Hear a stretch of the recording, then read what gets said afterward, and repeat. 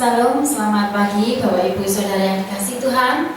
Kita akan memulai ibadah kita pada pagi hari ini. Meskipun kita berada di rumah kita masing-masing, kita selalu ingin merindukan untuk kita bisa bersekutu bersama-sama. Dan kita akan memulai dengan ibadah pagi ini. Kita akan menyambutnya dengan Bapa Kurindu.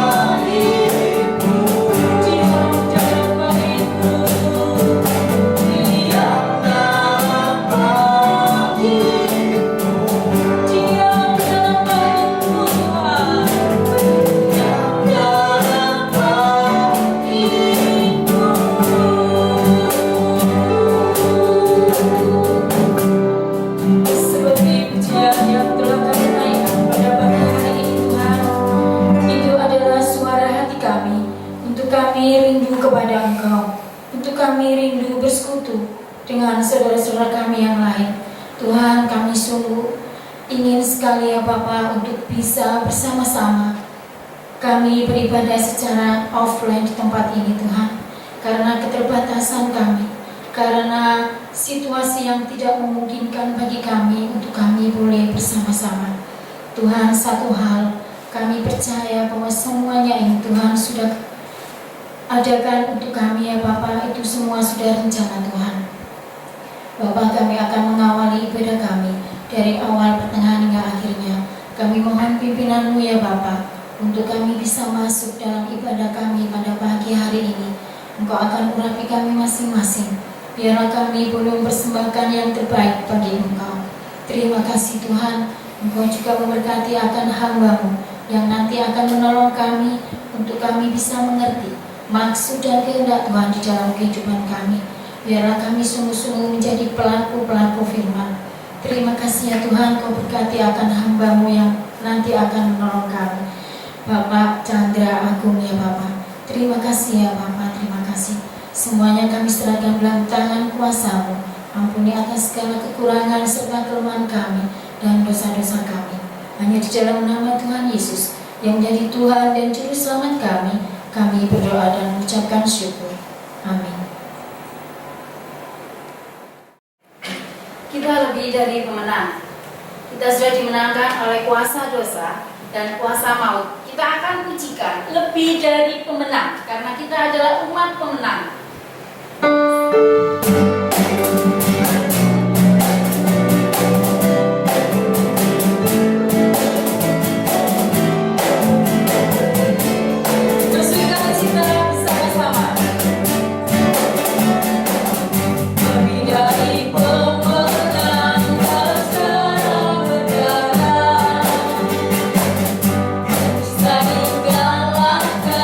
Oleh kesadarannya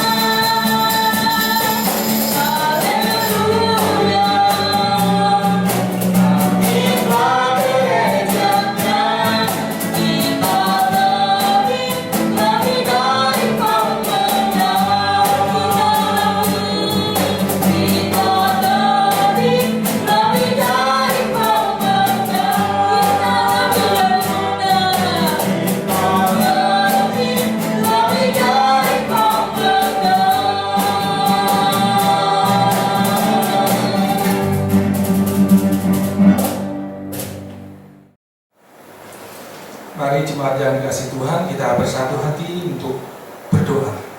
Mari kita berdoa. Kembali kami datang kepada-Mu ya Tuhan di tengah ibadah kami saat ini. Sebelumnya kami mohon ampun akan segala dosa, segala kelemahan hati kami. Saat ini kami menyerahkan seluruh jemaat-Mu di Betania ini Tuhan, terutama di dalam menghadapi situasi dan kondisi yang masih dalam masa pandemi saat ini. Kiranya Tuhan yang sungguh menjaga kesehatan kami masing-masing, Engkau memberikan hikmat kepada kami jemaat-Mu ini untuk boleh melakukan protokol kesehatan yang ada, sehingga kami boleh benar-benar melakukan yang terbaik, sehingga kami boleh mendukung akan usaha pemerintah untuk boleh segera pandemi ini berakhir dan kami boleh kembali beraktivitas dengan normal. Mohon supaya Tuhan juga memberkati setiap sidang jemaat-Mu di dalam setiap pekerjaan mereka, di dalam setiap studi anak-anak-Mu. Juga mungkin ada dari jemaat Tuhan yang ada sakit, ya Tuhan sungguh akan menyembuhkan. Dan juga kami boleh berdoa Tuhan untuk setiap anak-anak Tuhan yang sudah Engkau pilih untuk melayani Tuhan setiap minggu di dalam kami melakukan ibadah streaming. Ya Tuhan terus memberikan hikmat, kekuatan, sehingga kami boleh senantiasa dari hari pas hari boleh bersungguh-sungguh di dalam melayani akan Tuhan. Terima kasih juga boleh menyerahkan akan bangsa dan negara kami. Juga mohon Tuhan sungguh memberkati para pemimpin bangsa kami di dalam melakukan setiap tugas dan kewajiban mereka. Biar sungguh mereka boleh melakukan tugas dan kewajiban dengan baik dan benar, sehingga sungguh rakyat Indonesia akan segera terbebas dari pandemi saat ini Tuhan. Terima kasih juga kami berdoa untuk kerinduan jemaat-Mu Betania untuk boleh memiliki seorang gembala sidang. Sungguh Tuhan, biarlah bukan keinginan kami, tetapi semata-mata biarlah keinginan Tuhan.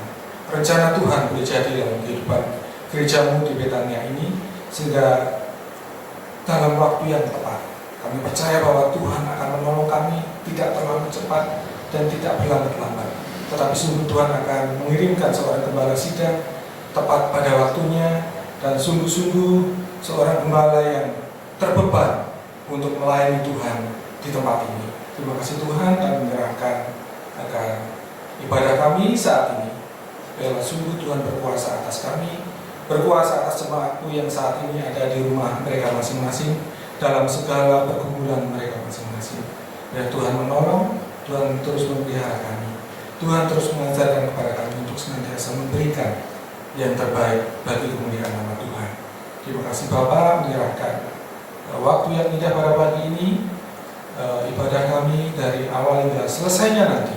Biarlah sungguh-sungguh kami beroleh berkat yang begitu indah yang daripada Tuhan. Mohon ampun akan segala dosa, segala kelemahan hati kami. Di dalam nama Tuhan kami Yesus Kristus, kami sudah berdoa dan bersyukur. Amin.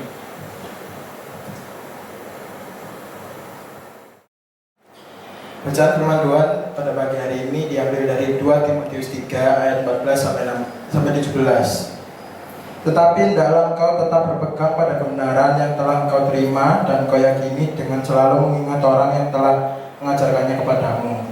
Ingatlah juga bahwa dari kecil engkau sudah mengenal kitab suci yang dapat memberi hikmat kepadamu dan menuntun engkau kepada keselamatan oleh iman kepada Yesus Kristus. Segala tulisan yang diilhamkan Allah memang bermanfaat untuk mengajar, untuk menyatakan kesalahan, untuk memperbaiki kelakuan, dan untuk mendidik orang dalam kebenaran. Dengan demikian, tiap-tiap manusia kepunyaan Allah diperlengkapi untuk setiap perbuatan baik. Persembahan dan persepuluhan dapat diberikan di dalam gereja melalui kotak yang sudah disediakan di dalam gereja, atau dapat ditransfer melalui rekening yang sesuai dalam layar.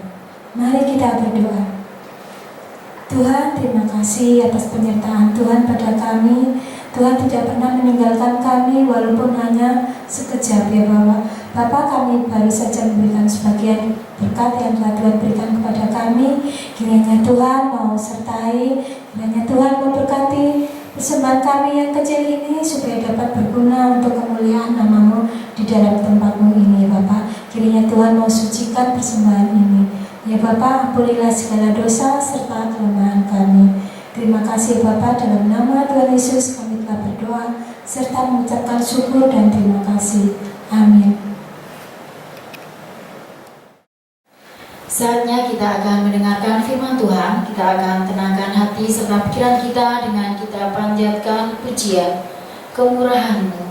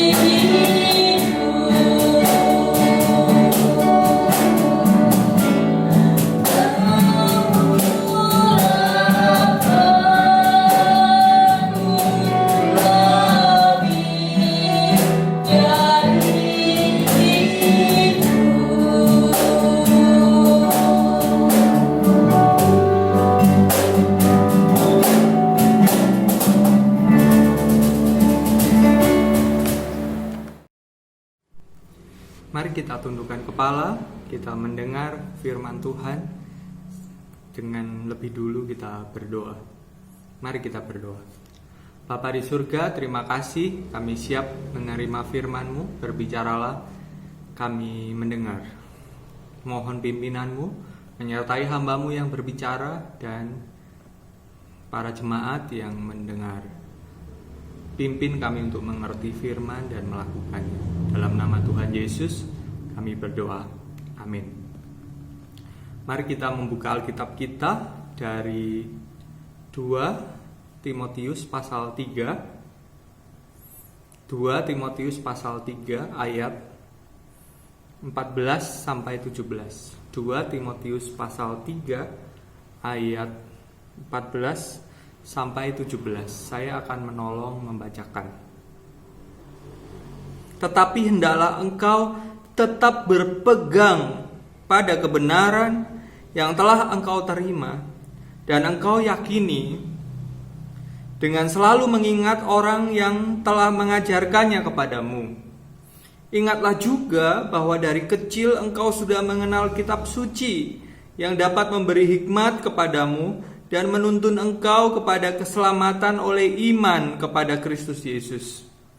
Segala tulisan yang diilhamkan Allah memang bermanfaat untuk mengajar, untuk menyatakan kesalahan, untuk memperbaiki kelakuan, dan untuk mendidik orang dalam kebenaran. Dengan demikian, tiap-tiap manusia kepunyaan Allah diperlengkapi untuk setiap perbuatan baik. Saudara yang terkasih di dalam Tuhan, dulu saya punya buku. Mengapa dulu? Nanti saya ceritakan. Saya punya buku berjudul You Lost Me, Kamu Kehilangan Saya. Buku itu merupakan buku penelitian, hasil karya penelitian yang berisi bahwa banyak orang, saya lupa berapa, sekitar 60-70 anak muda di Amerika Serikat tahun 2000-an yang pada semester 2 di kampus ketika memasuki perkuliahan 60% sampai 70% itu akan meninggalkan gereja dan beberapa meninggalkan Tuhan Yesus, meninggalkan iman mereka yang sebelumnya mereka anut bersama dengan orang tua mereka. Saya pikir buku itu adalah buku isapan jempol saja, buku yang tidak perlu dianggap serius. Sehingga buku itu kemudian saya berikan kepada seorang rekan pendeta yang lain yang berkhotbah di gereja tempat saya mengembalakan, dan saya memberikannya begitu saja karena saya pikir saya tidak membutuhkan buku itu lagi.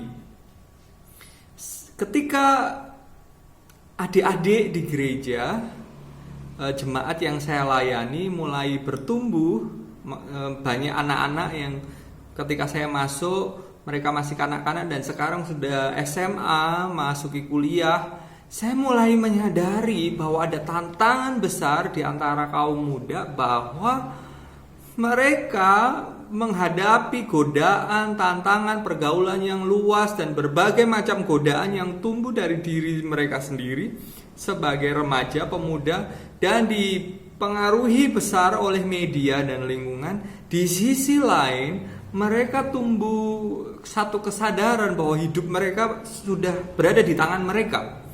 Mereka memiliki kehendak bebas untuk mengambil keputusan sendiri. Pada saat itulah terjadi tantangan yang besar. Di sisi lain, mereka memiliki banyak godaan hedonisme, memuaskan diri sendiri, godaan cewek atau cowok, godaan dari orang-orang yang tidak seiman, termasuk dalam pergumulan mereka mencari cinta dan godaan seksual. Dan di sisi lain ada tantangan bahwa kehendak bebas sekarang ada di tangan mereka. Mereka tidak mau dikekang, mereka ingin mengatur hidup mereka sendiri, dan memang ini waktu di mana mereka membangun kemandirian. Dan tidak sedikit melewati masa itu orang tua yang dalam tanda kutip kehilangan anak mereka. Dan tidak sedikit anak-anak muda yang meninggalkan imannya ketika beranjak remaja.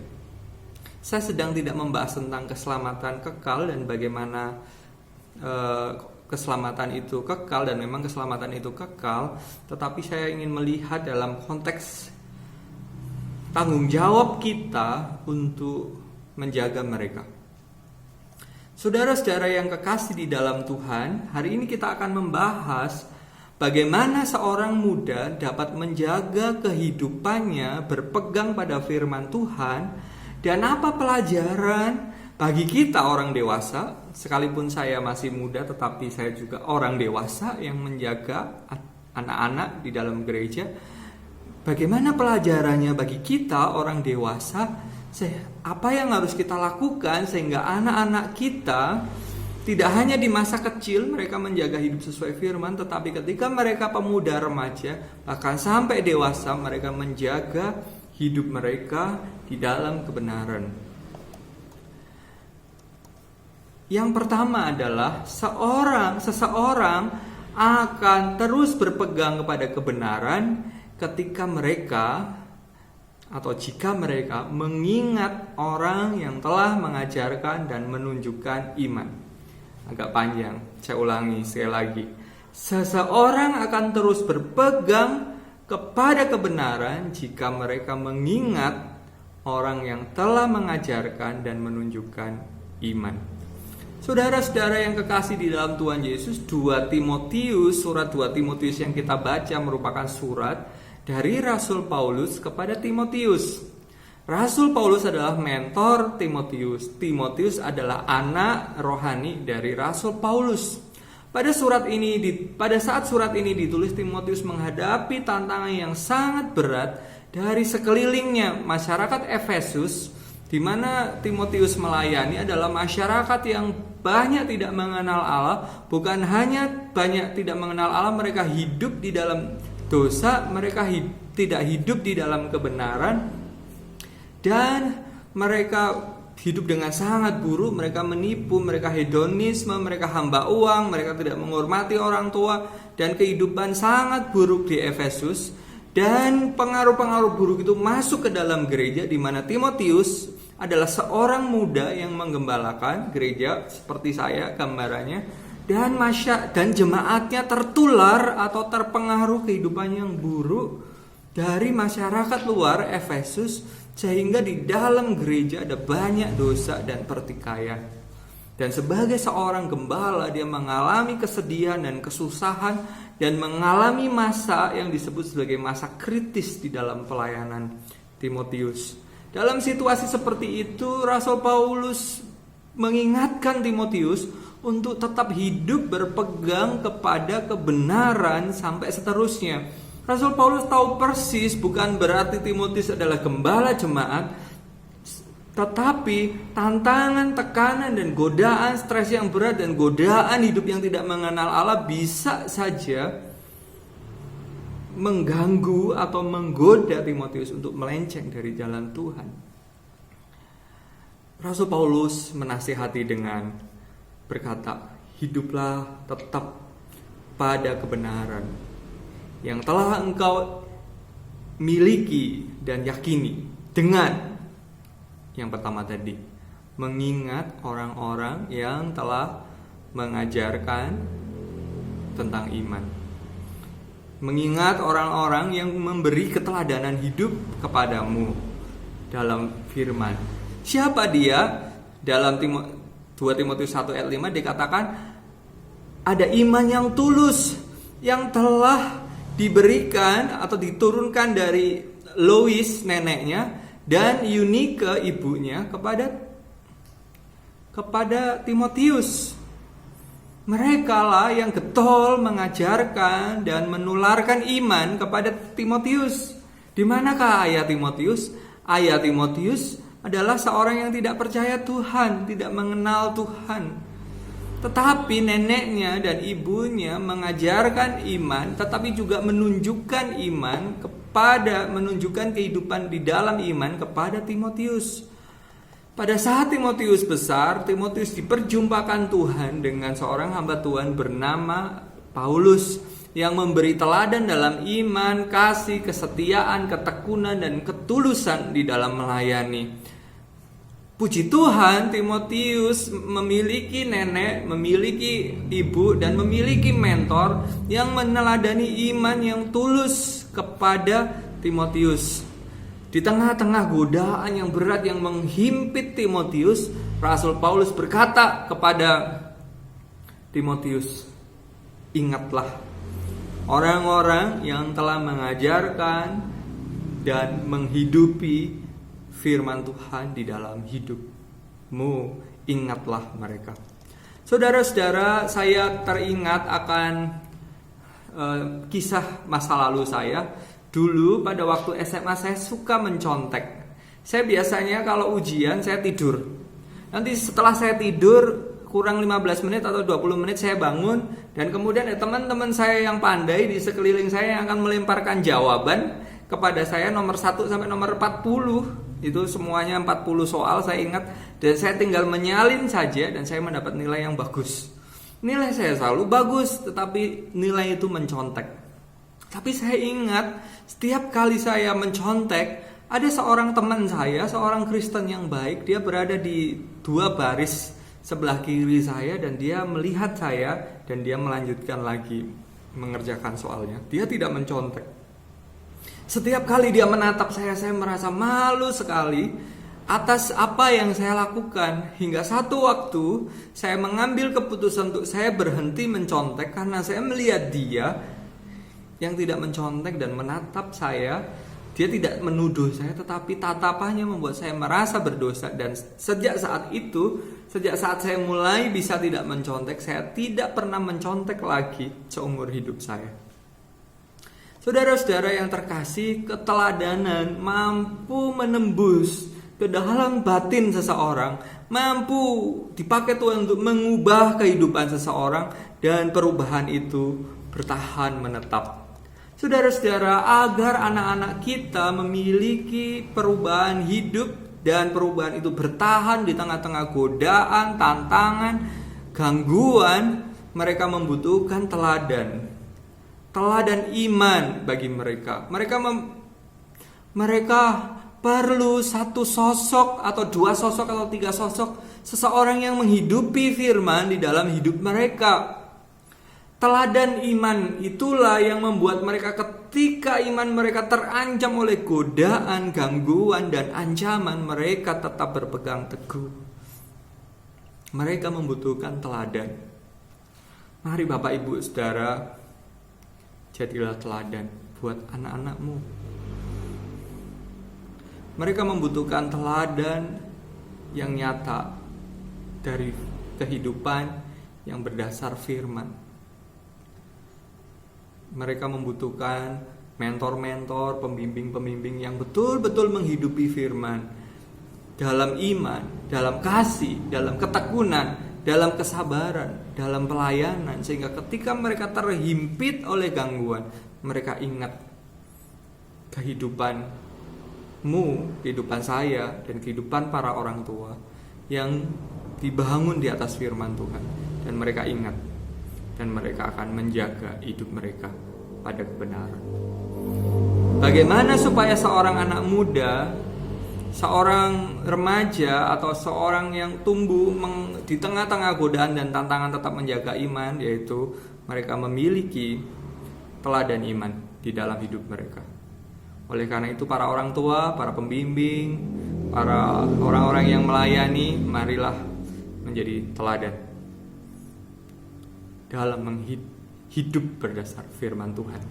Yang kedua, seorang yang mampu menjaga hidup mereka sesuai firman, sesuai berpegang pada kebenaran adalah mereka yang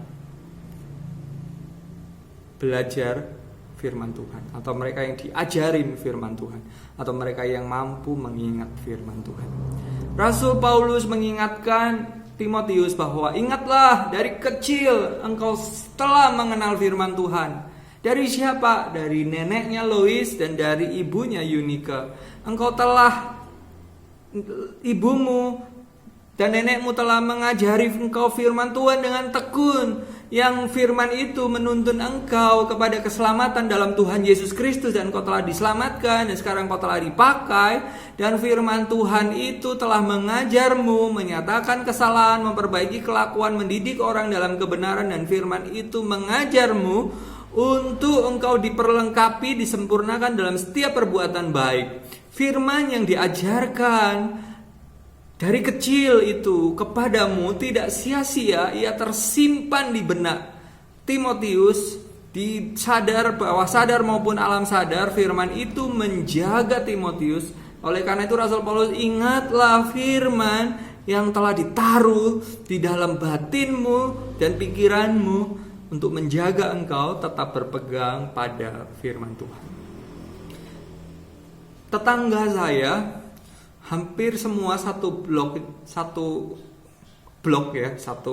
gang itu, mereka hobi memelihara burung. Kadang-kadang burung mereka lepas pada saat mereka sedang membersihkan kandang dan sebagainya, mereka lupa menutup sehingga burung itu lepas. Tetapi mereka selalu percaya bahwa burung yang dari kecil dipelihara di dalam sangkar, dia tidak akan pergi jauh dari tempat di mana dia berada di dalam sangkar itu. Kenapa? Karena dia tidak terbiasa untuk pergi atau terbang jauh. Dia hanya terbiasa melompat dekat-dekat di dalam sangkar. Sehingga ketika burung itu pergi, mereka tahu bahwa burung itu ada di sekeliling mereka.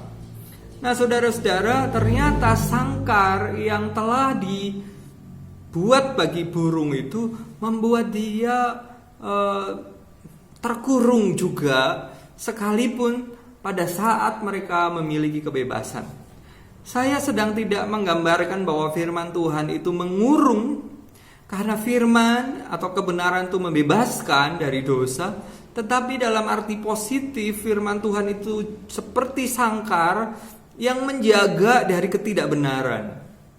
Bukan seperti sangkar, tapi seperti pelindung yang menjaga mereka untuk tidak terbang jauh. Mereka berada di dalam koridor yang seharusnya. Firman Tuhan yang diajarkan kepada mereka dari kecil sampai dewasa membuat mereka di dalam pikiran dan hati mereka dijaga oleh firman Tuhan. Sehingga ketika tantangan, godaan, dan kebebasan ada di tangan mereka, godaan itu ada menghantam mereka atau ada di sekeliling mereka, firman Tuhan menjaga mereka. Oleh karena itu, saudara-saudara, mari orang tua, ajarkanlah firman Tuhan dengan sungguh kepada anakmu.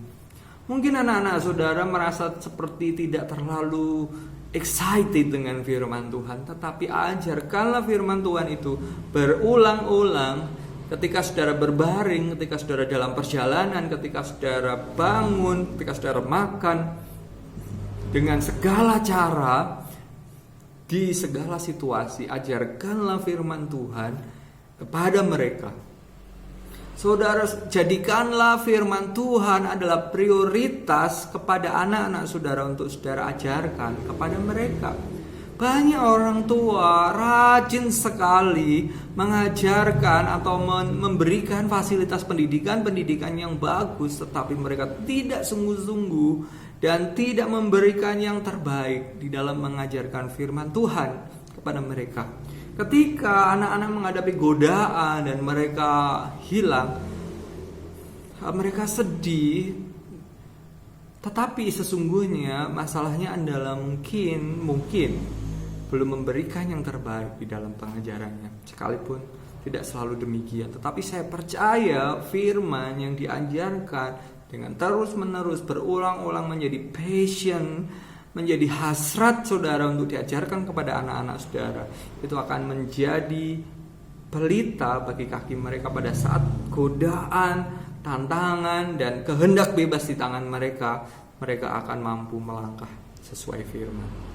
Pada akhirnya saudara-saudara, Mazmur 119 ayat 9 berkata, Dengan apakah seorang muda mempertahankan kelakuannya bersih? Menurut saudara dengan apa?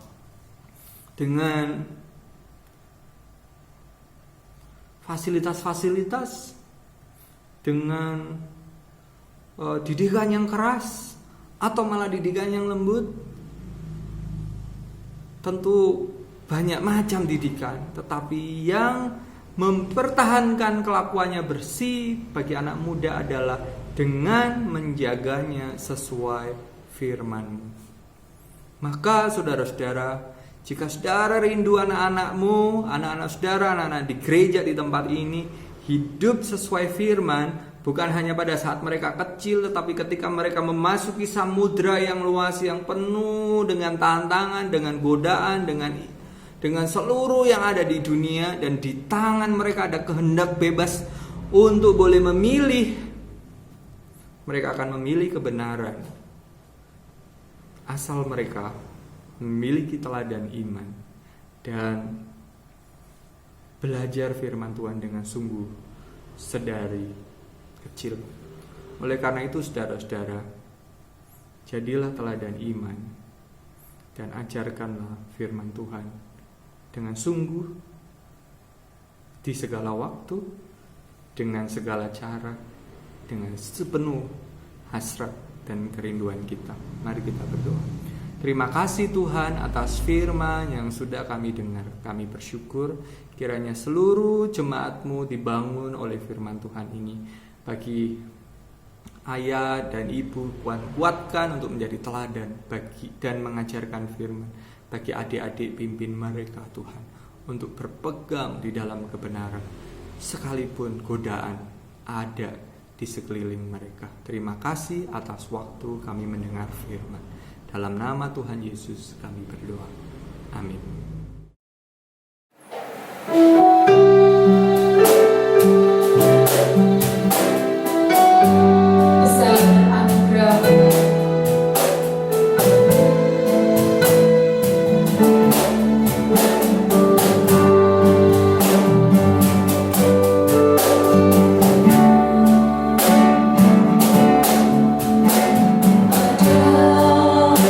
Sebagai padaku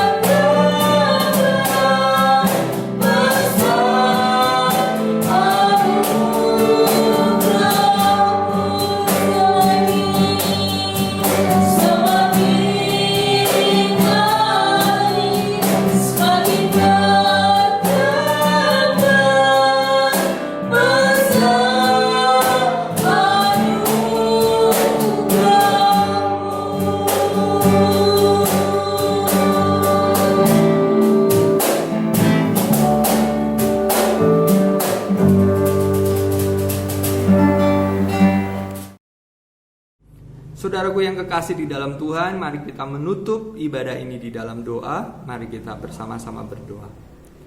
Bapa kami yang di surga, terima kasih atas seluruh rangkaian ibadah yang boleh kami lakukan. Segala kemuliaan bagi Engkau. Kami akan pulang atau kami akan undur dari peribadahan ini. Kiranya seluruh hidup kami, seluruh aktivitas kami dalam perlindungan dan pimpinan Tuhan. Senantiasa apapun yang kami buat, kami dilindungi, diberkati dan menjadi berkat. Terpujilah namamu, kami bersyukur.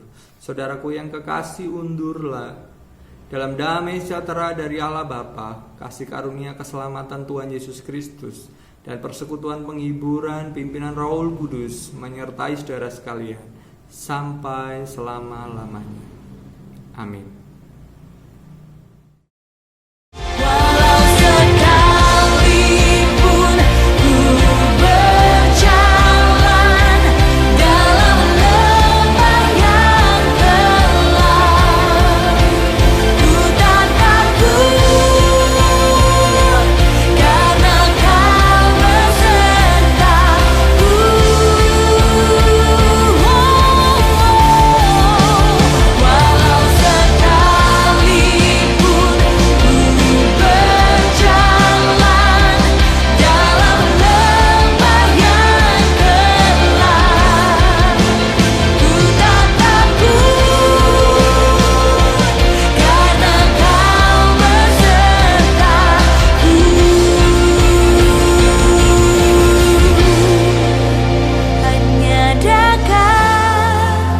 Kepada